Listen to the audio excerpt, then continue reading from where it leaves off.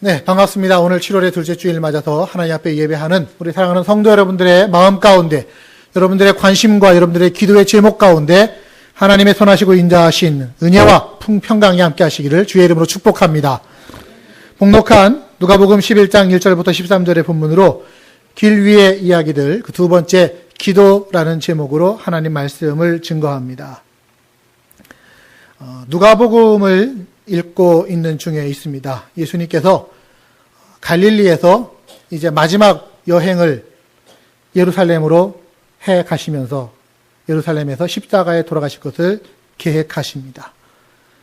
갈릴리에서 예루살렘으로 가는 길에 사마리아라고 하는 지역을 통과하시는데 그 사마리아를 지나면서 예수님은 스토리텔러라고 말씀드렸어요. 이야기꾼이셨어요. 그래서 제자들과 또 사람들과 나누는 이야기들, 그리고 그 속에 있는 비유들, 이야기를 아주 맛깔나게 하기 위한 빗대어 얘기하는 그 비유들을 저희들이 함께 중점을 가지고 살펴보고자 합니다. 지난주에 저희들이 무슨 말씀을 나누었죠? 네, 여러분들이 다 기억하시는데 말씀 안 하시는 거죠? 네. 자, 우리 선한 사마리아 사람의 비유였죠? 네, 율법학자가 예수님께 찾아와서 대화를 나눕니다. 내 이웃이 누구냐? 이웃이 누구냐니? 네가 지금 만나는 사람이, 지금 내 눈앞에 있는 사람이 너의 이웃이다.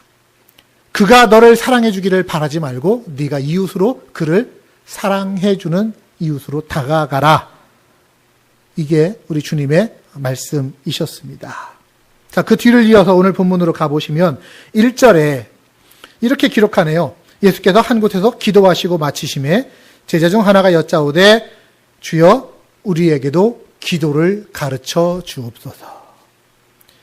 예수님 기도하시는 모습을 보면서 제자들이 기도를 배우고 싶어졌다라는 말씀입니다. 즉 기도를 배우고 싶은 열망의 출발점이 뭐예요? 예수님이 기도하시는 모습을 보고 마음에 도전이 된 것이죠. 정말 기도하시는 모습이 어땠을까요? 기도 후에 어떤 모습으로 일어나셨기 때문일까요? 어떤 복음서의 기록을 보면 예수님이 기도하시는 중에 용모가 휘어지고 옷이 휘어지고 뒤에서 광채가 나더라. 이런 기록들도 있는데 예수님 기도하시는 모습이 어땠길래 제자들이 나도 저 기도를 배우고 싶다라는 생각이 들었을까요? 여러분은 혹시 예수님이 아닌 다른 어떤 누군가의 기도하는 모습을 보면서 감동받으신 적이 있으십니까? 기도하는 그 모습의 경건함과 그 아름다움을 보면서 나도 저 사람처럼 저렇게 기도하고 싶다. 그런 기도의 갈증을 느껴보신 적이 있느냐 말씀입니다. 제가 나름대로 식도락을 즐깁니다. 그러니까 먹는 즐거움이 저한테는 물론 지금도 있어요. 있기는. 네. 그러니까 맛있게 음식을 제가 먹으면은 그 모습을 보면서 옆에 있는 사람도 자연스럽게 먹고 싶어질 정도로 음식을 맛있게 잘 먹는다고 이야기를 합니다. 그런데 제가 이 구절을 보면서 저 자신에게 이런 질문을 던집니다. 음식 맛있게 먹어서 옆에 사람한테 군침 넘어오게는 하는데 그럼 혹시 나의 기도를 보면서 누군가가 나도 기도하고 싶다. 그런 기도의 갈망을 내가 불러일으킬 수 있는가? 저분 기도하는 모습 보니까 참 좋다. 나도 저렇게 기도하고 싶다. 어떻게 기도해야 되지? 라고 하는 생각이, 열망이 일어날 수 있느냐라는 것입니다. 어떠세요, 여러분? 여러분은 어떠실 거예요? 여러분의 기도하는 모습을 누군가 볼 때 나도 참 저렇게 기도하고 싶다라는 생각이 들까요? 어떨까요? 교회에 와서 모든 사람들 우리가 다 함께 교제하고 사귀어야 되겠지만 그 중에서 우리가 특별히 놓치지 말아야 할 교제가 있다면 기도의 사람과의 교제인 줄로 믿습니다. 아멘? 네, 기도하는 사람과 사귀어야 돼요, 여러분. 교회에서 특별히 누구와 더 가까워야 되느냐? 기도 많이 하시는 분들과 함께 더 사귀십시오. 친구 잘 사귀어야 되는 겁니다. 특별히 영적 친구, 기도 많이 하시는 분들과 여러분 가깝게 잘 사귈 수 있기를 부탁을 드립니다. 오늘 예수님의 모습이 그런 의미에서 저희에게 도전이 되고 있어요. 하나님께 기도하면서 인격적으로 하나님을 만나고 그 사랑을 공급받아서 또한 능력 힘입어서 살아가는 그게 그 모습을 바라보면서 다른 누군가도 기도하고 싶어진다라는 것입니다. 그런 의미에서 오늘 저는 우리의 기도하는 모습을 돌아보게 됩니다. 제가 우리의 기도하는 모습, 저뿐만 아니라 여러분들 우리의 공동체의 기도하는 모습을 돌아보니까 여러 가지 문제점들이 이렇게 있다라는 것이 확인이 되어져요. 개인 기도의 시간이건 혹은 회중 기도, 대표 기도의 시간이건 마찬가지이겠습니다. 우선 기도할 때 반복적으로 쓰는 상투적인 언어들이 우리 가운데 있습니다. 예수님이 기도할 때 뭐라고 하셨죠? 중언부언하지 말라라고 하셨습니다. 이 말은 마음에도 없는 형식적으로 되풀이되는 말들이 자꾸자꾸 반복되는 것을 경계하시는 말씀입니다. 특별히 회중 기도할 때는 중언부언하지 않기 위해서 준비하라라고 하시죠. 더 나아갑니다. 저 같은 경우에는 회중 기도는 어떻게 준비되어야 하느냐? 기도문이 준비되어야만 한다고 저는 생각합니다. 그리고 회중 기도하시는 분들에게 그렇게 권면드립니다. 기도문을 꼭 써서 준비해 주십시오. 그런데 어떤 분들은요, 써서 준비해 달라고 그랬더니 가끔 가다가 어떤 분들은 베끼시는 분들도 계셔요. 물론 이게 아주 나쁜 거 아닙니다, 여러분들. 좋은 기도문을 내가 마음속에 써보고 새겨보면서 우리의 마음 가운데 그 좋은 기도문의 영역이 자리 잡을 수 있기 때문입니다. 그래서 제가 갖고 있는 책 중에도 쓰는 기도라고 하는 책이 있어요. 그 책은 아주 좋은 기도문이 옆에 한쪽 페이지에 있고 이쪽에는 빈 공간이에요. 그래서 그 기도문을 내 손으로 직접 써보게끔 되어 있는 책입니다. 참 좋아하는 책입니다. 거목들 사이를 걷다 보면 내가 어느새 키가 훌쩍 자라난다라는 것처럼 좋은 기도문을 자꾸자꾸 읽다 보면 나의 기도도 좋은 기도가 되어질 수 있기 때문입니다. 부탁드립니다, 여러분들. 예배 기도를 담당하신 분들이라면 와서 기도문 적힌 그 종이를 꺼내는 소리, 바트락바트락 하는 소리가 결코 이게 소음이 아니에요. 오히려 좋은 소리입니다. 하다못해 요약으로라도 문장을 적어오시고 기도의 주제문이라도 적어오시는 것이 바람직하다고 제가 말씀을 여러분들에게 꼭 드립니다. 또 어떤 기도는 하나님과의 관계성이 결여된 기도가 있습니다.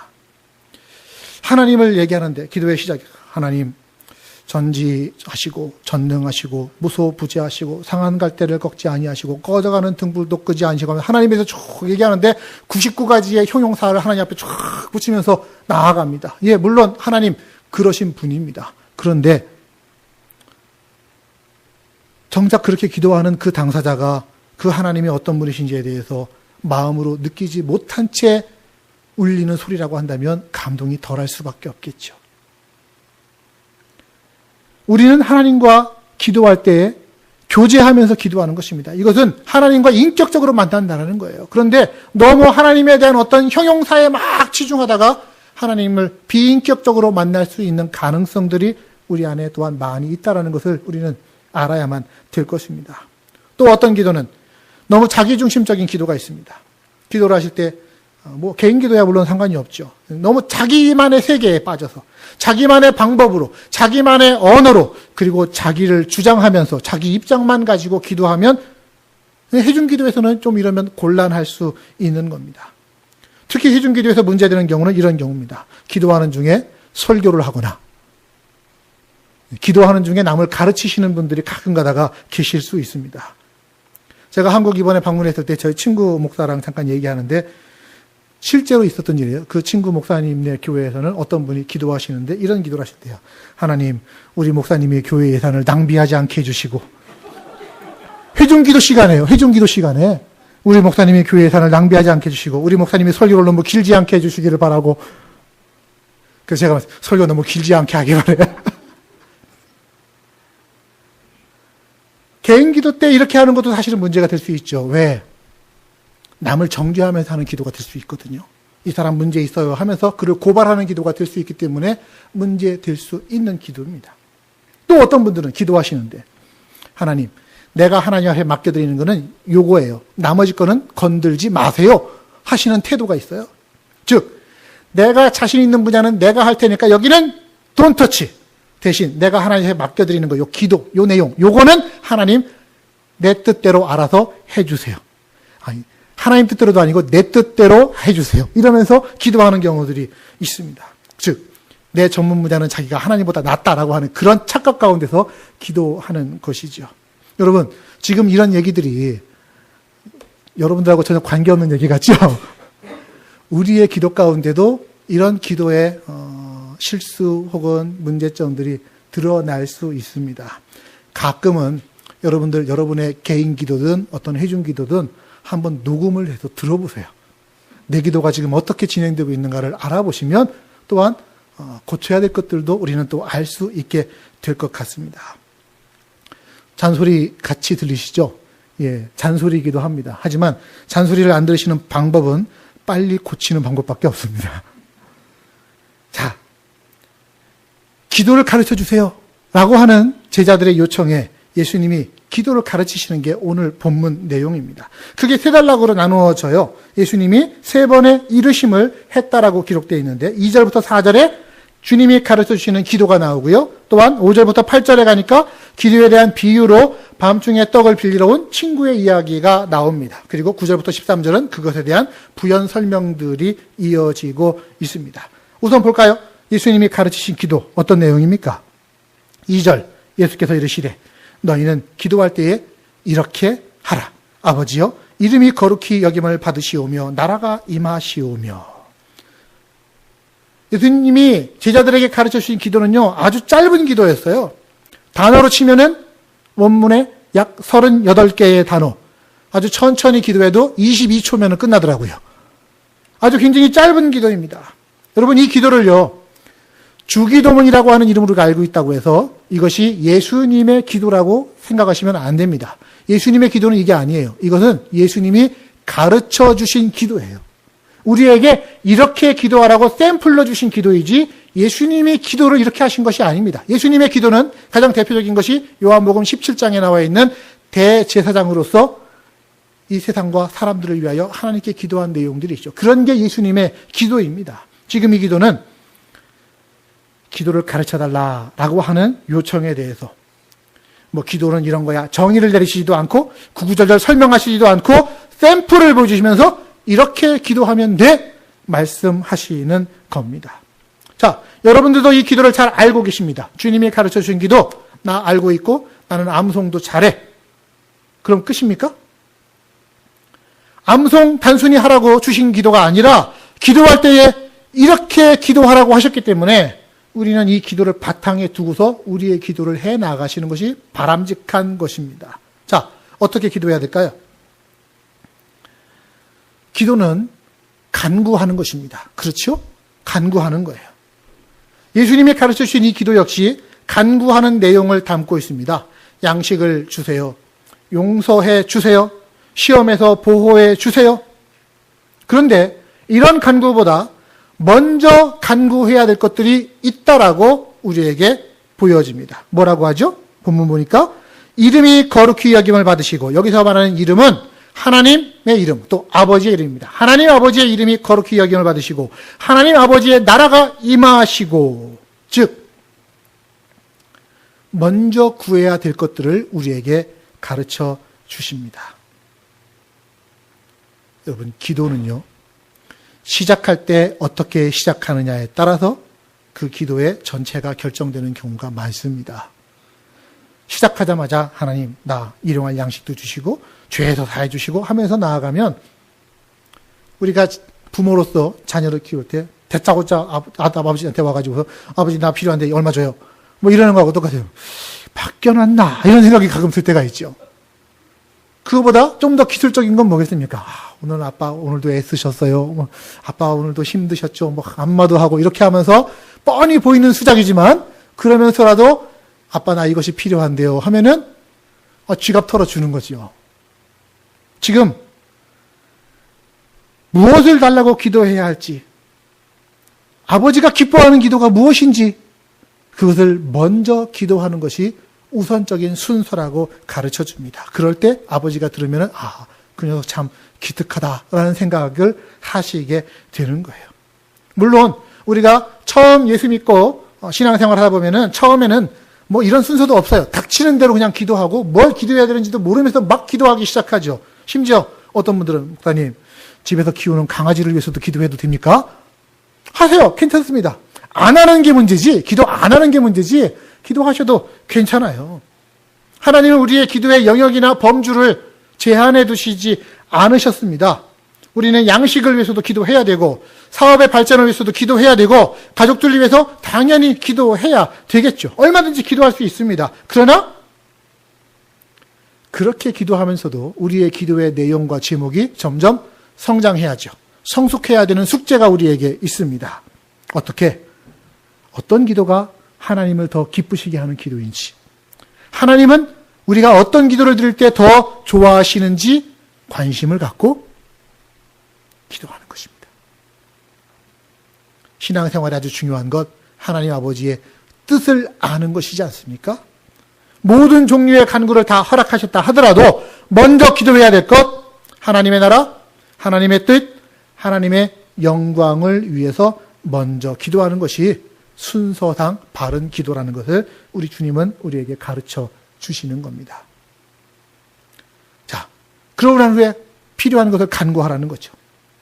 간구, 우리의 필요, 욕구를 아뢰는 것입니다. 여기에도요, 두 가지의 전제가 있어야만 합니다. 여러분, 하나님 앞에 달라고 하시는 거 많죠? 그렇죠? 예, 왜 달라고 하십니까? 왜 달라고 하세요? 질문이 너무 어렵습니까? 예, 없으니까 달라고 그러시죠? 그렇죠? 네. 가령 하나님, 내가 많이 있는데 여기에 하나 정도 더 보태지면 괜찮을 것 같으니까 하나님 좀 주세요. 주셔도 좋고 안 주셔도 사실은 내가 별로 큰 상관없어요. 이건 기도가 아닙니다. 내게 절실히 필요한 것이 있는데 그게 지금 내 손에 없어요. 해결할 능력이 내게 없어요. 그래서 하나님 앞에 달라고 간구하는 것. 이게 간구입니다. 이게 기도입니다. 말투는 주세요, 주세요, 주세요 하면서 명령형으로 줘라고 하지만 사실은 애원하는 거예요. 간청하는 겁니다.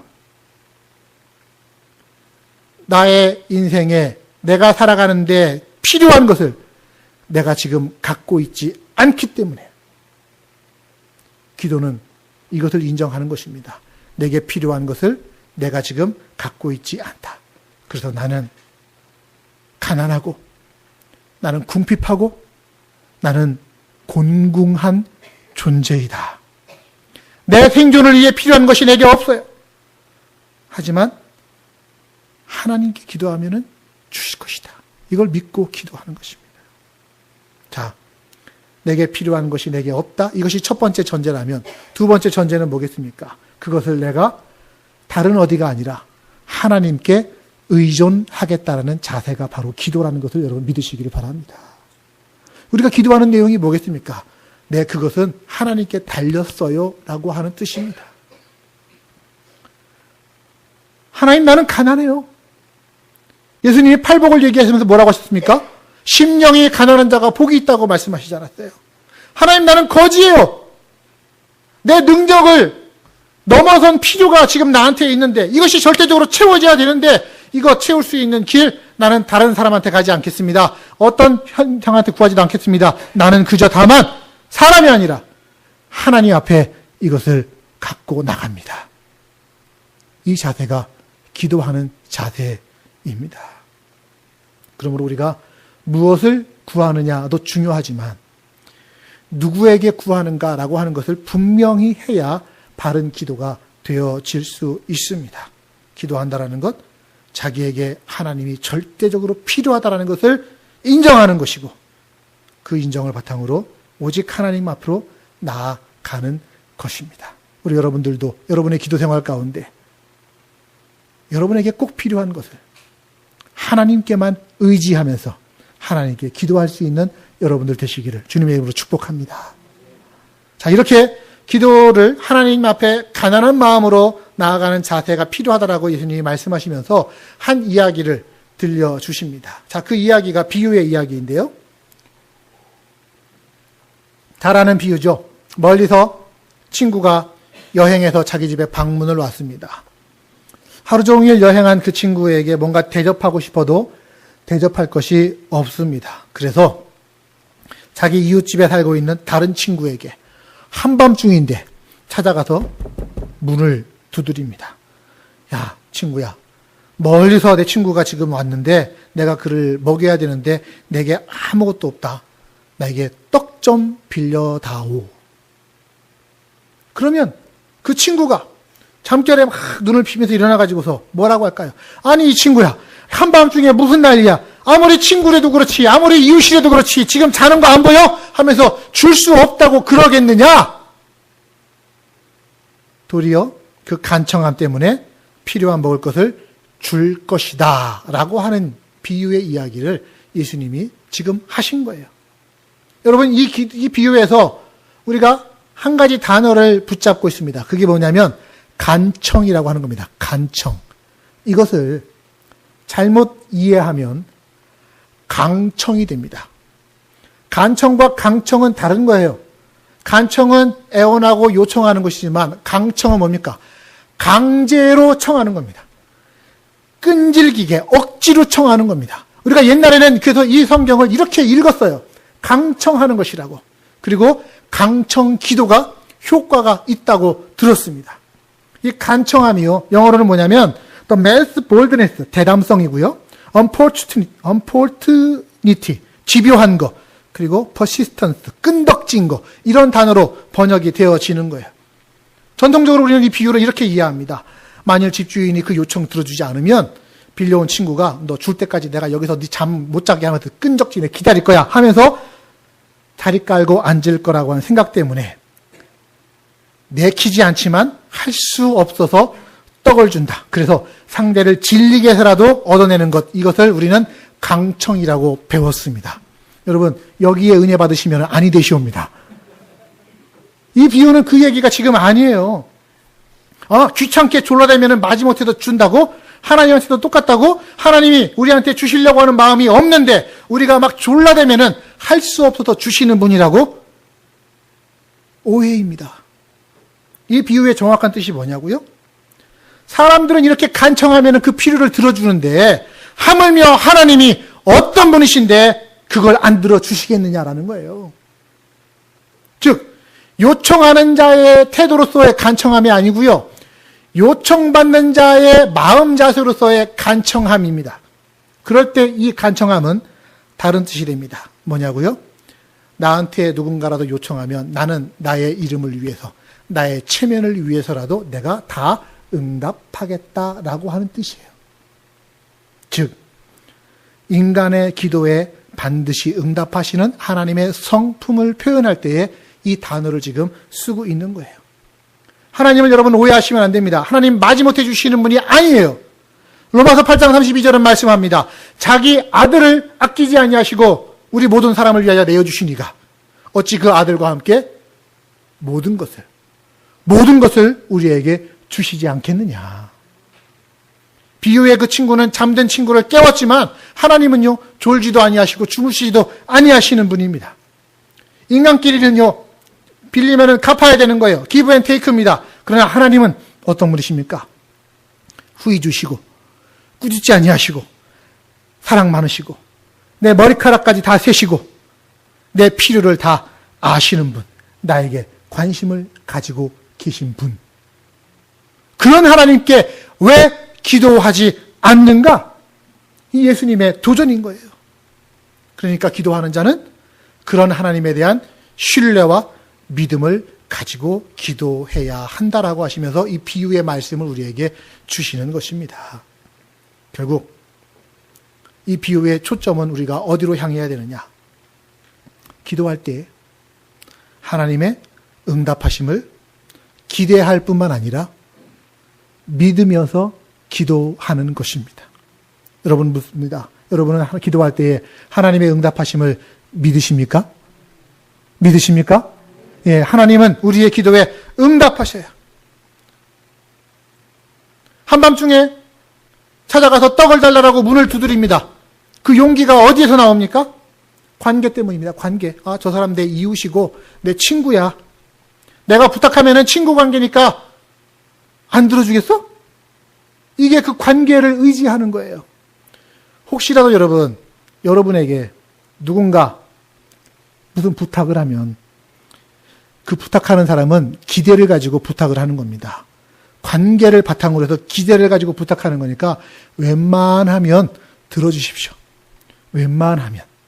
왜? 들어줄만 할 줄로 알고 부탁하는 거예요. 그러니까 나를 이 부탁을 들어줄 수 있을 만한 사람으로 생각하면서 하니까 얼마나 고마운 겁니까? 웬만하면 기대에 부응해서 좀 들어주실 수 있었으면 좋겠습니다. 친구 관계도 그런 거예요. 그런데 부자 관계는 어떠냐? 더 나아갑니다. 13절 보십시오. 너희가 악할지라도 좋은 것을 자식에게 줄 줄 알거든 하물며 너희 하늘 아버지께서 구하는 자에게 성령을 주시지 않겠느냐. 사람들도 아무리 형편없는 사람이라도 자기 자식한테는 좋은 거를 주려고 합니다. 자녀가 아버지한테 와서 달라고 그래요. 왜 달라고 그래요? 왜 달라고 그럴까요? 이유가 하나밖에 없어요. 아버지니까. 자긴 자식이니까. 누가복음 15장에 돌아온 탕자의 비유가 있죠. 아버지 돌아가시고 나면은 내게 돌아올 유산, 아버지 아직 안 돌아가셨는데 언제 될지 모르는 것 같으니까 지금 나한테 주세요. 이런 뻔뻔한 자식이 어디 있겠습니까마는 그런 뻔뻔함의 기초가 뭡니까? 자기가 그 아버지의 자식이라는 거예요. 그러니까 간구하고 있는 거예요. 이런 육체적인 부작 관계에서도 자식에게 달라고 그러면은 내어주는 건데 하물며 하늘에 계신 너희 아버지께서 구하는 자에게 왜 주시지 않겠느냐. 그러면서 그 하나님이 어떤 분이시냐 우리에게 가르쳐 줍니다. 하나님은 아빠 하나님이라는 거예요. 한번 따라 합시다. 아빠 하나님. 아버님 말고요. 아빠 하나님. 네, 아빠 하나님. 하나님은 우리에게 얘야 아빠라고 불러 말씀하셔요. 그 하나님을 아빠라고 불러드려야 되는 거예요. 갈라디아서 4장 6절 7절입니다. 너희는 아들이므로 하나님이 그 아들의 영을 우리의 마음 가운데 보내사 아빠 아버지라고 부르게 하셨느니라. 아빠 아버지라고 부르게 하셨어요. 그러므로 내가 이후로는 종이 아니요 아들이니 아들이면 하나님으로 말미암아 유업을 받을 자임이니라. 유업 받을 게 있어요. 그러니까 당당하게 아빠 주세요 하면서 기도할 수 있다는 것이죠. 아빠라고 부르게 하신 하나님 얼마나 고맙습니까, 여러분? 제가 중학생 때 저에게 주일날마다 성경을 가르쳐 주셨던 교회학교 선생님이 계십니다. 저는 이제 중학교, 고등학교 졸업하고 신학대학을 가서 신학대학을 졸업하고 이제 전도사가 됐는데 그 중학교 때 선생님이, 교회학교 선생님이 뒤늦게 목회자로서의 소명을 받으시고서 신학대학원으로 오셨어요. 제가 보고서 참 반가웠습니다. 동종업계 종사자가 이제 곧 되는 거 아닙니까? 그래서 참 반가운 마음에 형님 너무 오랜만이에요. 반가워요. 했더니 이분이 정색을 하시면서 하시는 말씀이 내가 왜 네 형님이냐? 선생님이지. 내가 왜 네 형님이냐? 너 나한테 배웠잖아. 난 네 선생님이었고 선생님이라고 부르라는 거예요. 제가 선생님이라고 생각하니까 정말 어려워져 갖고 뭐 크게 어려운 것도 아닌데 그 말에 상처를 받았는지 몰라도 다시는 제가 그분과 얘기한 적이 없습니다. 만날 기회도 별로 없지만요. 하나님이요 우리한테 야 하나님이라고 불러, 주라고 불러, 높으신 분이라고 불러 하면은 우리는 하나님 앞에 나아갈 때에 어려웠을 거예요. 이스라엘 사람들이 당시에 하나님을 그렇게 불렀습니다. 아도나이, 야훼. 이건 뭐냐면 아도나이는 주, 야훼, 하나님이라는 뜻이에요. 그래서 높이 계신 분이기 때문에 우리는 감히 그 하나님을 쳐다볼 수도 없고 그저 고개 숙이고서 그냥 기도만 하는 존재였었어요. 그런데 예수님이 딱 나타나셨고 아빠 하나님 하고 부르니까 저런 불경한 자식을 봤냐 하면서 예수님을 신성모독죄로 죽이려고 하는 것도 예요. 하나님은요 우리에게 그 권리를 주신 거예요. 아빠라고 불러라. 너는 나의 아들이야? 너는 나의 딸이야? 그러니 나를 아빠라고 불러라. 그 하나님이 아들, 딸의 요청을 왜 안 들어주시겠습니까? 사람이라면 능력이 안 돼가지고 못 들어줄 수 있겠지만 하나님은 능력 부족하신 분 아니시지 않습니까? 하나님은 의지가 있으신 분이고 하나님은 후하신 분입니다. 자식이 아빠의 이름으로 기도하기를 하나님은 기다리고 계십니다. 아빠라고 부르는 그 자들을 하나님은 끌어안아 주시고 그 입에서 나오는 말들에 귀를 기울이시며 응답하시는 하나님, 그 하나님을 믿으시고 붙드시는 여러분들 되시기를 바랍니다. 기억하십시오. 아빠 하나님, 기도의 황금문을 여는 첫 시작입니다. 기도의 황금문을 다 열면 거기에 하나님께서 우리에게 주시고자 응답하시고자 하는 그 모든 보화와 영광스러운 것들이 가득 차 있는데 그 황금문을 무엇으로 여느냐? 아빠 하나님 하면서 여는 거예요. 다시 한번 합시다. 아빠 하나님, 아빠 하나님. 네, 그 마음으로 기도를 시작하는 거예요. 그래서 이런 찬양이 있어요. 나를 지으신 주님, 내 안에 계셔. 처음부터 내 삶은 그의 손에 있었죠. 그는 내 아버지, 난 그의 소유. 내가 어딜 가든지 날 떠나지 않죠. 내 이름 아시죠. 내 모든 생각도 아빠라 부를 때 그가 들으시죠. 아빠라 부를 때 내 이름도 아시고 내 생각도 아시고 내 필요도 아시는 그분이 내가 아빠라고 부를 때 들어주시고 응답해 주시는 것입니다. 자, 하나님이 우리의 기도를 들으시는 하나님이시라는 그 사실을 가지고 저는 여러분들에게 도전합니다. 우리가 드리는 모든 기도는 하나님께 응답된다라는 사실을요. 여러분 믿으십니까? 내가 드리는 모든 기도는 하나님 앞에 응답된다. 믿으십니까? 그럼 어떤 분이 이렇게 질문하세요. 근데 왜 내 기도는 아직도 응답 안 해주시죠? 하시는 분들이 계실 수 있습니다. 하나님의 기도 응답은 보통 세 가지라고 우리가 알고 있습니다. 뭡니까? 첫 번째는 여러분 제일 좋아하는 거죠. 예스. 예스. 그래. 됐다. 하면서 주시는 거예요. 당장 주시는 거예요. 또 하나는 뭡니까? 노. 안 돼. 이것도 하나님의 응답입니다. 또 하나는 뭐예요? wait. 그렇죠. 기다려. 가장 좋을 때에 줄 거야. 이게 정답이지만 너무 쉽게 그러니까 이게 정답이니까 그냥 받아들여 하면은 조금 마음이 불편할 수 있어요. 좀 더 짚을까요? 많은 경우에 하나님은 우리의 기도에 대해서 좀만 기다려 하십니다. 물론 그 하나님의 조음이 우리의 조금하고 좀 다르기만 하지만요. 하나님은 기다려 하십니다. 왜 기다리라고 하실까요? 제가 부모의 입장이 되어보니까 알겠어요. 저도요. 자녀가 차에 찾아와서 아빠 나 이거 뭐 하고 싶은데 이거 허락해 주세요 하면은 당장에 허락할 수도 있지만 그거보다는 할 수 있으면 조금 뒤로 미룹니다.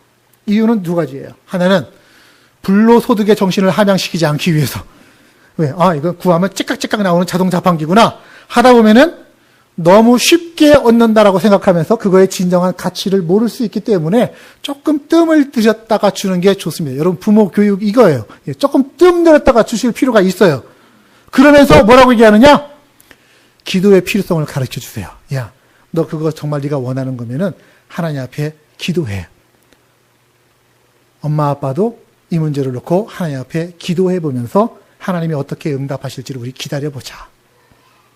그리고 적절한 시기에 응답해 주는 거예요. 그러면 자녀들이 어떤 생각하면 하나님 앞에 기도하면 하나님께서 때를 따라서 우리에게 응답해 주시겠구나. 주머니에 있는 거라고 막 덕덕덕덕 다 주시지 마시고 조금 뜸들였다가 주실 수 있기를 바랍니다. 이게 지혜예요. 많은 경우 하나님이 저는 그렇다고 생각합니다. 우리에게 즉각 주실 수도 있지만 하나님은 타이밍을 맞추기를 원하십니다.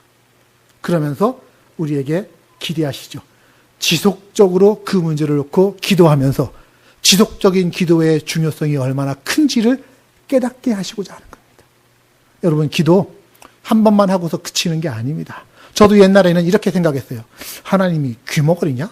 여러 번 기도하고 큰 소리로 기도해야 들으시게? 그래서 한 번만 기도하면 하나님이 알아서 응답하실 거야 하고서는 한 번 딱 기도하면 툭툭 털어버리고서 그냥 잊고 살다가 그게 응답되면 좋은 거고 아니면 많은 거고 뭐 이러면서 살던 적도 있었어요. 그러나 요즘은 조금 생각이 바뀌었습니다.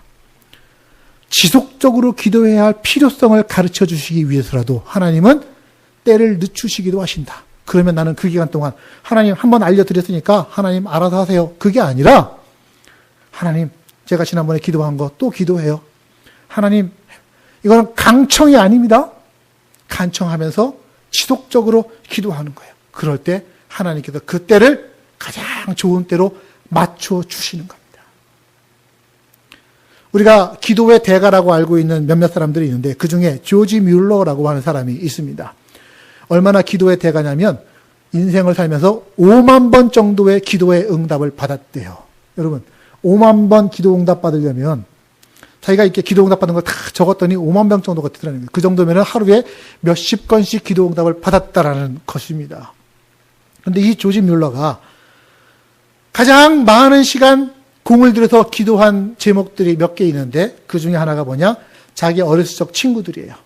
함께 옛날에 신앙생활을 했는데 자라면서부터 교회를 떠나고 예수님을 떠났던 친구들을 5명을 놓고 기도를 합니다. 그들의 구원의 문제 하나님 건져주십시오. 기도가 계속되고 계속되면서 한 사람 한 사람씩 기도대로 응답되어서 예수님께로 돌아옵니다. 그런데 끝까지 2명만 이 옹고집인 사람이 있었어요. 끝까지 2명이 돌아오지를 않는 거예요. 무려 52년을 기도를 했습니다. 52년을.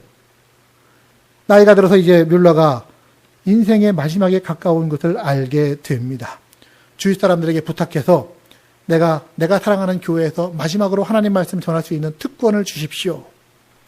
마지막 남은 힘으로 최후의 설교를 했습니다. 마침 그 자리에 그 한 명이 앉아있다가 뮬러의 마지막 설교를 듣고 회개하고 예수님을 믿게 되었어요. 52년 만에 기도 응답이죠. 그리고 뮬러는 세상을 떠났습니다. 그럼 그 한 명은 기도 응답 못 받은 건가요? 한 명 남아있던 그 친구가 뮬러의 죽음의 소식을 들었습니다. 그리고 와서 장례식에서 들었던 이야기. 자기 친구 조지 뮬러가 자기의 구원을 위해 무려 52년을 기도를 했다. 무려 52년을 그 기도를 하다가 죽었다라는 그 얘기를 듣고 그가 마음을 돌이켜서 하나님의 자녀가 되었습니다. 그리고 그는 자기를 간증할 때마다 늘 가는 곳곳마다 이렇게 얘기합니다. 하나님께서는 내 친구 조지 뮬러의 기도에 5만 번 이상 응답해 주셨는데 그 마지막 기도의 응답이 바로 저입니다. 52년 지난 기도의 응답으로 다가왔습니다. 이 중에 어떤 분은 아마 조지 뮬러처럼 52년을 어떤 제목을 놓고 기도하는 분이 계실 수 있을 것이라고 생각합니다. 특별히 우리 가족들 구원을 위한 기도의 제목들, 그거는 정말 포기할 수 없는 기도잖아요. 그래서 기도합니다. 시간이 닿도록 기도합니다. 그런데 기다리라고 하는 그 하나님의 사인에 대해서 하나님의 응답이 아닌 걸로 속단하고 기도를 포기하지 마십시오. 하나님의 때를 기다리며 우리는 기도 지속적으로 해야 할 필요가 있습니다. 기다리라는 것도 하나님의 응답이시기 때문이에요. 더 나아가면 하나님의 응답 뭐라고요? 안 돼라고 하시는 경우도 있다라고 말씀을 드렸습니다. 이 경우는 어떤 경우입니까? 우리를 사랑하지 않으셔서가 아니라, 우리에게 그 기도에 응답 주실 능력이 없으셔서가 아니라, 우리가 간구한 대로 응답하는 것보다 더욱 좋은 것으로 응답하실 계획을 갖고 계시기 때문입니다. 여러분 분명히 기억하세요. 내가 기도하는 것은 나의 근시안적인 한계를 가지고 간구합니다. 그러나 하나님은 멀리 내다보시는 분이세요. 뭐가 더 좋은지를 하나님은 알고 계시기 때문에 더 좋은 걸 주시려고 안 돼! 하시는 경우들이 있습니다. 저 같은 경우에도 배우자를 놓고 기도를 했었습니다. 근데 제가 배우자를 놓고 기도할 때 물론 제 지금의 아내도 그 기도의 대상이기도 했지만 어쩌다가는 다른 여인이 그 기도의 대상이 되기도 했었습니다. 제가 이걸 자신있게 얘기할 수 있는 건 제 아내 또한 마찬가지이기 때문이에요. 예. 제 아내의 기도 제목 가운데 저는 없었던 사람이기 때문에 자신있게 얘기할 수 있습니다. 하나님께서 이 사람 놓고 기도해도 아니라고 말씀하시고, 이 사람 놓고 기도해도 아니라고 하시고, 상황이 아닌 걸로 가게 됩니다. 이게 도대체 뭐지 했는데 지금에 와서 생각을 해보니까 그때 하나님께서는 제게 가장 좋은 것으로 준비하시고 그 때를 만들어 가고 계셨다는 것을 알게 됩니다. 그래서 제가 요즘은 어디 가면 이런 얘기 들어요. 목사님보다 사모님이 더 좋은 것 같아. 이런 얘기를 많이 듣습니다. 여러분, 한 치 앞도 내다보지 못하는 게 우리의 안목입니다. 우리 인생이 그렇지 않습니까? 당장에 내 소원대로, 내 기도대로 안 이루어진다고 불평하는 게 아니라 장래에 하나님께서 내 삶을 이끌어 가신 것을 내가 뒤돌아봤을 때 하나님 앞에 감사할 날을 여러분 꿈꾸시기를 바랍니다. 언젠가 우리 주님 앞에 서게 될 거예요. 그때 지나온 내 일평생을 뒤돌아보면서 저때 그 순간 하나님 내 기도에 응답하지 않고 하나님이 이끌어 인도해 주신 것 너무너무 감사합니다. 그때 나의 이런 얄팍하고 이런 이 정신없는 기도에 하나님 안 돼! 라고 하시면서 다른 길로 이쪽으로 좋은 길로 인도해 주신 것 하나님 감사합니다. 라고 할 순간이 분명히 올 것이에요. 그렇기 때문에 오늘 하나님이 나의 기도에 안 돼! 라고 말씀하시다 하더라도 좌절하지 마시고 포기하지 마시고 기도의 생활로 하나님 앞에 간구하며 나아가는 여러분들 되시기를 주님의 이름으로 부탁합니다. 자, 말씀 마무리합니다. 다시 한번 13절을 읽겠습니다. 너희가 악할지라도 좋은 것을 자식에게 줄 알거든 하물며 너희 하늘 아버지께서는 구하는 자에게 무엇을 주신다고요? 성령을 주신다고요. 성령. 아니, 기도 얘기하다가 하나님이 왜 갑자기 구하지도 않은 성령을 주시겠다고 하실까요? 성령은 뭡니까? 하나님의 영입니다. 하나님의 영. 하나님의 뜻과 하나님의 행하심이 성령을 통하여서 이 땅 가운데 역사하고 있기 때문에 하나님이 보내시는 영이 그 성령입니다. 하나님은 그 성령을 우리에게 주신다고 그래요. 언제? 구하는 자에게는 주신다는 거예요. 즉 우리의 기도의 내용, 간구의 내용에 대해서 때로는 예스 혹은 노 혹은 웨이스로 하나님이 응답하신다 하더라도 그 하나님의 종류가 다른 응답과는 전혀 관계없이 반드시 주시는 응답이 있는데 그게 뭐냐? 기도하는 자에게 성령을 주시는 줄로 믿으시기를 바랍니다. 그 성령은 우리가 기도할 때에 우리에게 오셔서 우리의 마음을 지배하시고 우리의 영혼을 지배하고 우리의 삶을 지배하면서 일생을 하나님과 동행해 나아갈 수 있도록 지켜주십니다. 물론 우리가 예수 그리스도를 믿을 때에도 하나님의 성령이 우리에게 찾아오셨지만 우리가 기도할 때마다 하나님은 우리에게 성령을 보내주시면서 그 기도를 통하여 하나님과 더 가까워지게 하시고 하나님의 뜻을 붙잡고 살아갈 수 있도록 역사해 주십니다. 누가? 하나님의 성령께서요. 자, 부디 하나님을 아버지라고 부를 수 있는 이 감격과 특권 여러분 결코 내동댕이 치지 마십시오. 빼앗기지 마십시오. 남들보다 훨씬 더 많이 누리는 여러분들 되시기를 바랍니다. 그러기 위해서 오늘 예수님이 보여주신 그 샘플대로 예수님처럼 기도하는 거예요. 아빠! 아빠! 부르면서 그 하나님의 존전 앞에 날마다 무릎 꿇고 나아가는 그래서 기도한 것보다 간구한 것보다 더욱 크게 응답하시는 하나님을 경험하는 여러분들 되시기를 우리 주님의 이름으로 축복합니다. 기도하도록 하겠습니다.